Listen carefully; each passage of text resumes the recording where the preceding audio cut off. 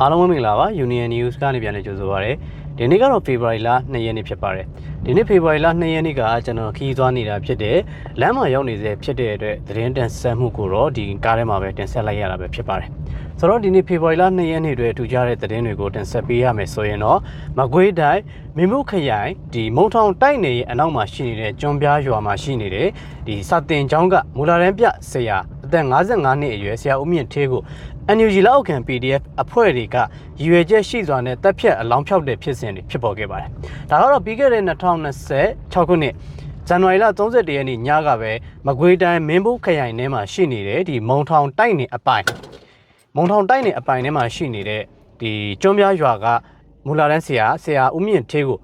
NUG လက်အောက်ခံ PDF အဖွဲ့တွေကဆိုင်ကယ်5စီးလူ10ယောက်နဲ့ဇန်နဝါရီလ31ရက်နေ့ည8နာရီဝန်းကျင်မှာပဲဖမ်းဆီးခေါ်ဆောင်သွားတာဖြစ်ပါတယ်။ဖမ်းဆီးခေါ်ဆောင်သွားပြီးတဲ့နောက်ဒီဖေဖော်ဝါရီလ1ရက်နေ့မှာတော့ဒီဆရာရဲ့အလောင်းကိုဓာတ်တန်ရာချက်များစွာနဲ့ရွာရဲ့အနောက်တောင်ဘက်ကရာခင်းတစ်ခုအတွင်းမှာတွေ့ရှိခဲ့ရပါတယ်။ဒီအကြမ်းဖက်သမားတွေကဆရာဦးမြင့်ထွေးကိုစီရီယံမလို့ဘူးဆိုတဲ့ခေါင်းစဉ်နဲ့ရက်ဆက်စွာတပ်ဖြတ်ခဲ့ကြတာဖြစ်ပါတယ်။တပ်ဖြတ်ခဲ့ပြီးတဲ့နောက်ဒီရွာမှာရှိနေတဲ့မြစ်တာရောင်ပြန်ပရိုက်တာအသင်းကအလောင်းသွားကောက်တဲ့အချိန်မှာပဲရွာမှာရှိနေတဲ့ပရိုက်တာအသင်းကဒီ highlight double cab ပေါ့နော် 4G 4202ဆိုတဲ့ကားနံပါတ်နဲ့ဒီ ambulance ကိုပါအကြမ်းဖက်သမားတွေကဓမြတိုက်ပြီးပြန်ပြီးဆွဲသွားတယ်လို့သိရပါတယ်ဖြစ်စဉ်ကိုပြန်ကြည့်ရမယ်ဆိုရင်တော့ပြီးခဲ့တဲ့2026ခုနှစ်ဇန်နဝါရီလ31ရက်နေ့ကဆရာအသက်ခံရတယ်ဖေဖော်ဝါရီလ1ရက်နေ့မှာဒီဆရာဦးမြင့်ထေးရဲ့အလောင်းကိုသွားကောက်တဲ့ Pride အသင်းရဲ့ကားကိုအကြမ်းဖက်သမားတွေကထပ်ပြီးတော့ပြီးဆွဲသွားတယ်လို့သိရပါတယ်ပြောရရင်တော့ကားကိုပါလူရက်သွားတဲ့သဘောမျိုးဖြစ်ပါတယ်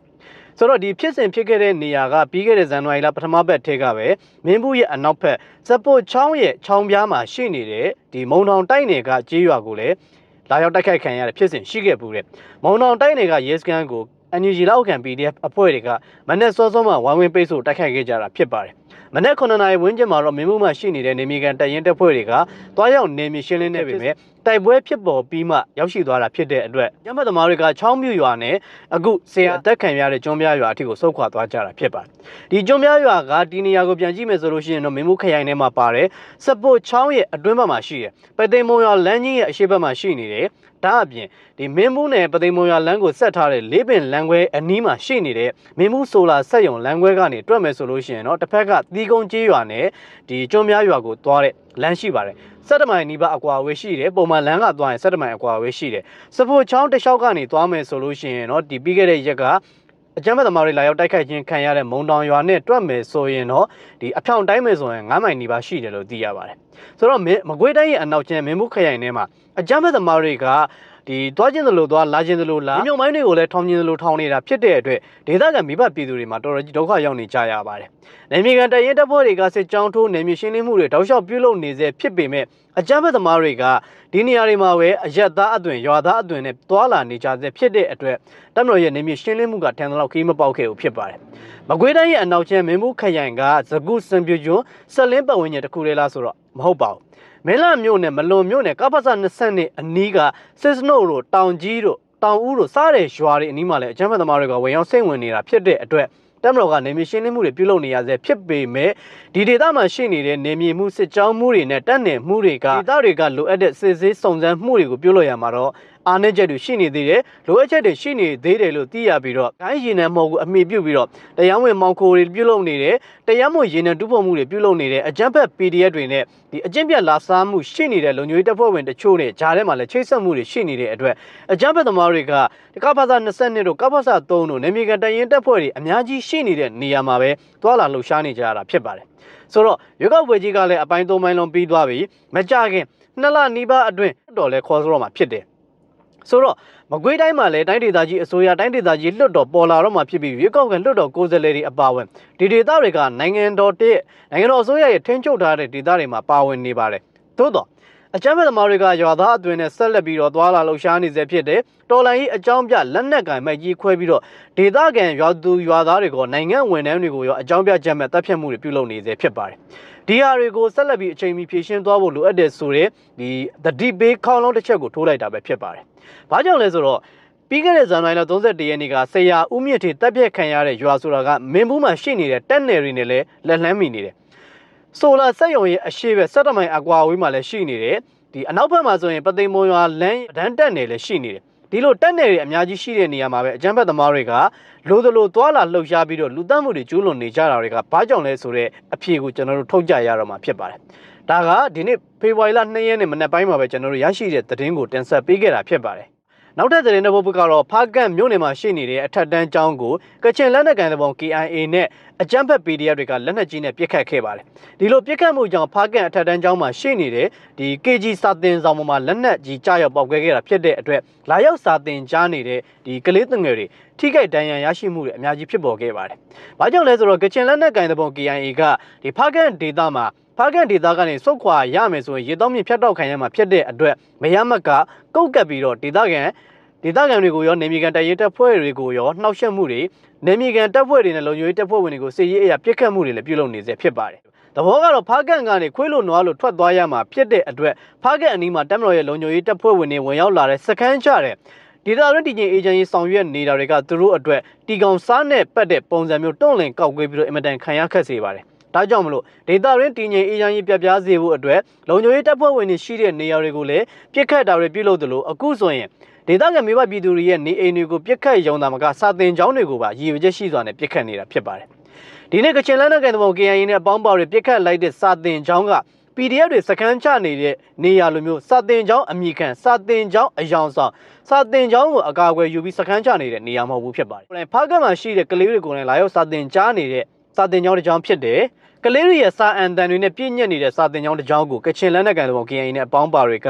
လက်နက်ကြီးနဲ့ရည်ရွယ်ချက်ရှိစွာနဲ့ပြစ်ခတ်မှုတွေဖြစ်ခဲ့ပါတယ်။ဒီလိုပြစ်ခတ်ခဲ့တဲ့အတွက်စာတင်ဆောင်လည်းထိခိုက်ပျက်စီးခဲ့တယ်လို့သိရတယ်။ဆီယမတချို့နဲ့ဒီစာတင်ကြားနေတဲ့ KG ကကလေးတွေထိခိုက်ဒဏ်ရာရရှိမှုတွေရှိခဲ့တယ်လို့သိရပေမဲ့ထိခိုက်သေဆုံးသူရှိမရှိကိုတော့ကျွန်တော်တို့ဆက်လက်စုံစမ်းနေစေဖြစ်ပါတယ်။လက်ရှိကျွန်တော်သတင်းတင်ဆက်ပေးနေတဲ့အချိန်က8နာရီခွဲဝန်းကျင်ရှိသွားပြီဖြစ်ပါတယ်။ဒီ8နာရီခွဲဝန်းကျင်ထိရရှိတဲ့သတင်းအရတော့ကချင်လက်နက်ကိုင်တပ် KIA ရဲ့ပြစ်ခတ်မှုကြောင့်ဖားကတ်မှာရှိနေတဲ့စာတင်ကျောင်းစာတင်ဆောင်ပျက်စီးသွားတယ်။ကလေးတငယ်9ယောက်ထိခိုက်ဒဏ်ရာတွေရရှိခဲ့ပြီးတော့ဆီယမ1ယောက်အရေးပေါ်အခြေအနေနဲ့ကြုံတွေ့နေရတယ်ဆိုတဲ့သတင်းကိုကြားသိရတာဖြစ်ပါတယ်။ဒါကတော့ဒီတိုင်းသားလက်နက်ကန်အမိခံထားတဲ့အဖွဲ့တွေတဒေမမန်နဲ့ NUGBB အုပ်စုရဲ့လက်နက်တပ်ဆင်ပေးမှုနဲ့မိုက်ကြီးခွဲပြီးတော့ဒေသအတွင်းမှာကြောက်တရားမဝင်တူးဖော်မှုတွေပြုလုပ်နေတဲ့ကြောက်တခိုး PDF တွေရဲ့လက်နက်ကန်လမ်းစဉ်ကိုနှိုက်ပြီးဒေသတွင်းတည်ငြိမ်အေဂျင်စီပြပြအောင်ဆောင်ရွက်နေတဲ့သတင်းကိုတင်ဆက်ပေးခဲ့တာပဲဖြစ်ပါတယ်။နောက်ထပ်သတင်းတစ်ပုဒ်ပါ။နောက်ထပ်သတင်းတစ်ပုဒ်ကတော့အားရစရာကောင်းတဲ့သတင်းတစ်ပုဒ်ဖြစ်ပါတယ်။ဒါကတော့စကိုင်းတိုင်းရဲ့အထက်ပိုင်းကမ်ဘလူမြို့နယ်ထဲမှာရှိနေတဲ့မင်းပါရွာကအကြမ်းဖက်သမားတွေစခန်းချနေတဲ့နေရာ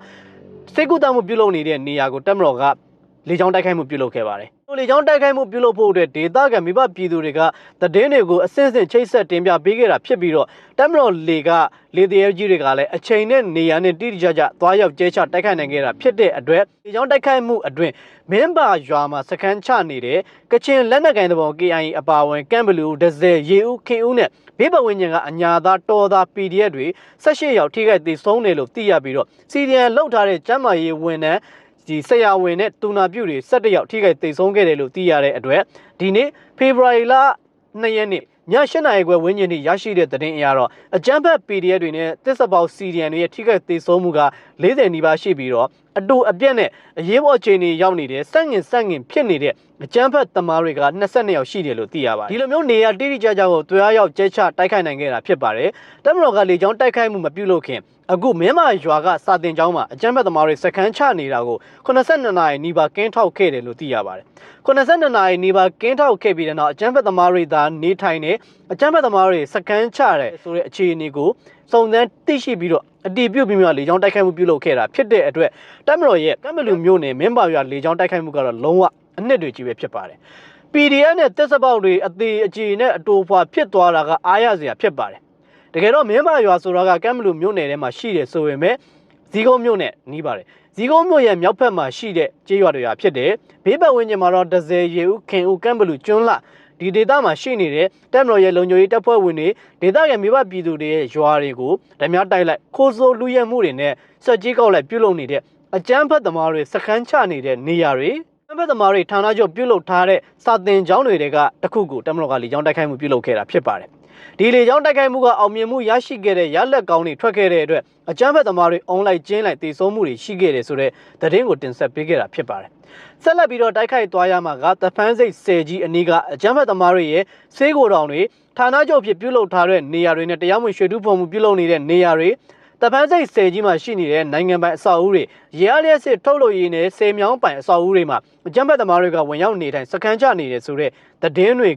ကြားသိနေရတာကြာပြီဖြစ်ပေမဲ့ဒီနေ့ဒီအချိန်ထိအကြမ်းဖက်သမားတွေကိုဟန်တားနိုင်ခြင်းချင်းချောက်နိုင်ခြင်းမရှိသေးဘူးဖြစ်ပါတယ်ဒီတပန်းစိတ်ဆယ်ကြီးထဲမှာပဲအကြမ်းဖက်သမားတွေကဒီတရားမဝင်ရွှေတူပေါ်မှုတွေပြုလုပ်နေတဲ့တပန်းစိတ်ဆယ်ပေါင်ပေါ်မှာရှိနေတဲ့နိုင်ငံပိုင်အဆောက်အဦတွေမှာအကြမ်းဖက်သမားတွေကဝင်ရောက်နေထိုင်စခန်းချပြီးတော့မန္တလေးတိုင်းမရယာမြို့နယ်ရဲ့အရှိမရှိနေတဲ့အကြီးတမန်မှာစခန်းချနေထိုင်နေတဲ့ပုံစံမျိုးဖြစ်ပါတယ်။တမတော်ကနေမြေရှင်းလင်းရေးပြုလုပ်မဲ့ဆိုရင်တော့အကြမ်းဖက်သမားတွေကဒီတပန်းစိတ်ဆယ်ကြီးရဲ့ကိုမိုင်းခွဲဖျက်ဆီးပြီးတော့အောက်ခြေမှာရှိနေတဲ့ကြေးရွာတွေရေလွှမ်းမိုးမှုဖြစ်အောင်ရည်ရွယ်လှုပ်ဆောင်နေတဲ့ဆိုတဲ့သတင်းတချို့ကိုကြားသိနေရပါတယ်။ဒါကြောင့်မလို့တပန်းစိတ်ဆယ်ကိုအခြေပြုပြီးတော့တရားမဝင်ရွှေတူဖို့မှုတွေပြုလုပ်နေတဲ့အကြမ်းဖက်သမားတွေရဲ့ရွှေလုပ်ငန်းတွေအကြမ်းဖက်သမားတွေစခန်းချနေတဲ့နေရာတွေနဲ့နိုင်ငံမဲ့အဆောက်အဦတွေကိုအကာအကွယ်ယူပြီးတော့တရားမဝင်လုပ်ငန်းတွေလက်နက်ကင်တောင်းကျမ်းမှုတွေပြုလုပ်နေတဲ့နေရာတွေကိုဆက်လက်နေမြေရှင်းလင်းရေးဆောင်ရွက်သွားဖို့လိုအပ်နေသေးတယ်ဆိုတဲ့သတင်းကိုတင်ဆက်ပေးခဲ့တာပဲဖြစ်ပါတယ်။ဆက်လက်ပြီးတော့လည်းဒီနေ့ဖေဖော်ဝါရီလ2ရက်နေ့မြန်မာနိုင်ငံထဲမှာထူးခြားတဲ့သတင်းတွေလည်းရှိပါသေးတယ်။ဒါကတော့ရခိုင်လက်နက်ကင်တပုံအေးထိန်းချုပ်ထားတဲ့ရခိုင်ပြည်နယ်အဖျားဆုံးတောင်ဘက်ဖျားမှာရှိနေတဲ့ကွာမြို့ကိုတမတော်ကပြင်စစ်ကြောင်းတွေကိုတမတော်ရေရင်အုပ်စုတွေကဝိုင်းဝန်းပိတ်ဆို့ထားတာဖြစ်တဲ့အတွက်ကွာနဲ့ကျိန်တလီတန်ရဲပတ်ဝန်းကျင်တကြောမှာရှိနေတဲ့ရခိုင်စစ်သွေးကြွတွေနဲ့ရခိုင်စစ်သွေးကြွနဲ့အတူရှင်တွဲနေထိုင်နေတဲ့တန်ငါတဲ့အမိခံရခိုင်တွေမှာငတ်လိုက်ပြက်လိုက်ဖြစ်နေတယ်ဆိုတဲ့သတင်းတွေကြားသိရတယ်လို့စားနပ်ရိက္ခာပြက်လက်မှုတွေဒါမှက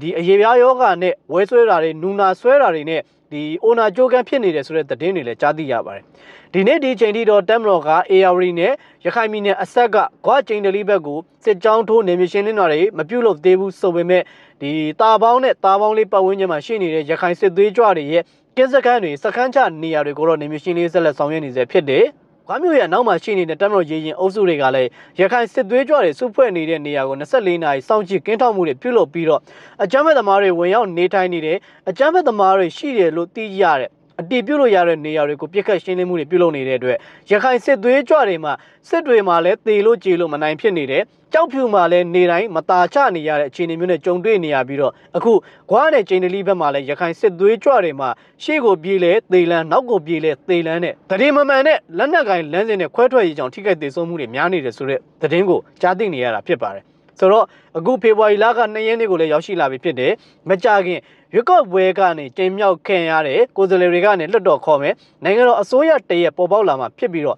တောက်ကန်အစိုးရရဲ့ပထမ6လတာနိုင်ငံရေးမူဝါဒတွေထဲမှာငြိမ်းချမ်းရေးနဲ့ပတ်သက်ပြီးတော့တိုင်းရင်းသားလက်နက်ကန်အမိခံထားတဲ့အကြမ်းဖက်လက်နက်ကန်အဖွဲ့တွေနဲ့ပတ်သက်ပြီးဘယ်လိုမျိုးကင်တွေဖြည့်ရှင်သွားအောင်လဲဆိုတာကိုတော့ကျွန်တော်တို့ဆက်လက်စောင့်ကြည့်သွားရအောင်မှာဖြစ်ပါတယ်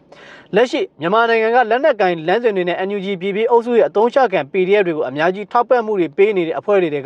ကိုကန့်တဘုံ MNDAAပလောင်လက်နက်ကန်တပုံ TNL နဲ့တမတော်ကအပြစ်ခတ်ရစဲမှုပြုလုပ်ထားပြီးတော့ကြန့်ရှိနေသေးတာကထွန်းမြတ်နိုင်ဦးဆောင်တဲ့ငပိစားပြီးစစ်တိုက်နေတဲ့ပင်လယ်ရေတောက်မြက်ချောက်စားနေတဲ့ရခိုင်စစ်သွေးကြွတွေပဲဖြစ်ပါတယ်